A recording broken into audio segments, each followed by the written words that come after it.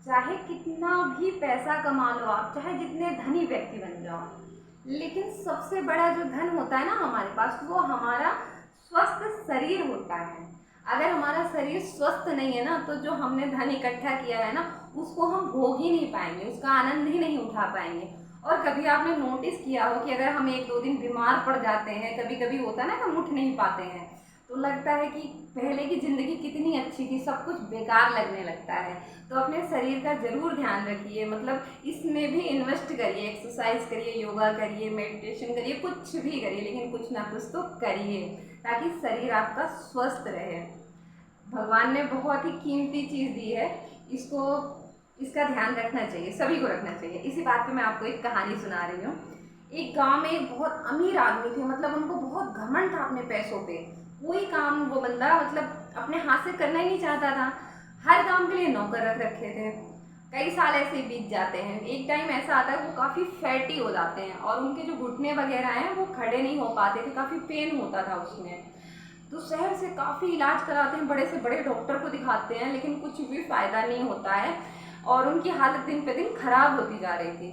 उनके गांव में एक बहुत पहुंचे हुए महात्मा आए थे। तो इस आदमी ने भी सुना उनके बारे में, तो सोचा क्या पता ये शायद मुझे ठीक कर दें, कोई मंत्र वगैरह बोल दें या कुछ सिखा दें। तो वो अपने नौकर को उनके पास भेजता है और नौकर सारी बात बताता है। तो जो वो महात्मा जी थे वो साफ मना कर देते हैं कि मैं वहाँ पे नहीं जाऊँगा, अगर उन्हें दिखाना है तो उनको मेरे पास आना पड़ेगा। नौकर जाके सारी बात बताता है। उस आदमी के अंदर घमंड तो बहुत था, लेकिन अब उसकी ज़रूरत भी थी, तो क्या करे वो। तो ज़्यादा वो चल नहीं पा रहा था, लेकिन नौकर के हाथ पकड़ के सहारे से वो जाता है वहाँ पे। लेकिन महात्मा जी वहाँ पे थे ही नहीं। ऐसा कई दिन होता है, 2-3 महीने ऐसा होता है कि महात्मा जी रोज बुलाते और वो रोज जाता, लेकिन वहाँ पे महात्मा जी उसे मिलते ही नहीं थे। और वो देखता है कि धीरे धीरे धीरे धीरे इन 3 महीनों में हर दिन उसकी तबीयत ठीक होती चली गई, क्योंकि वो वॉक करता था, चल के जाता था, अपने शरीर से मेहनत करता था। तो जब 3 महीने बीत जाते हैं तो गुरु जी एक दिन उसको मिलते हैं। तो गुरु जी के देख के वो पैरों में पड़ जाता है और बताता है कि गुरु जी मैं ठीक हो गया, लेकिन आप मुझे क्यों नहीं मिलते थे। तब गुरु जी बताते हैं इसीलिए नहीं मिलता था ताकि तुम रोज मिलने के बहाने चल के आओगे।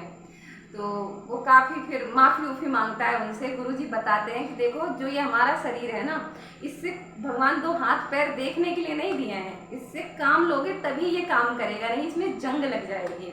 और मेरी छोटी सी कहानी अगर आपको अच्छी लगे तो मेरे चैनल को सब्सक्राइब कर लीजिए, वीडियो को लाइक करिए, शेयर करिए, कॉमेंट करिए। खुश रहिए और मस्त रहिए।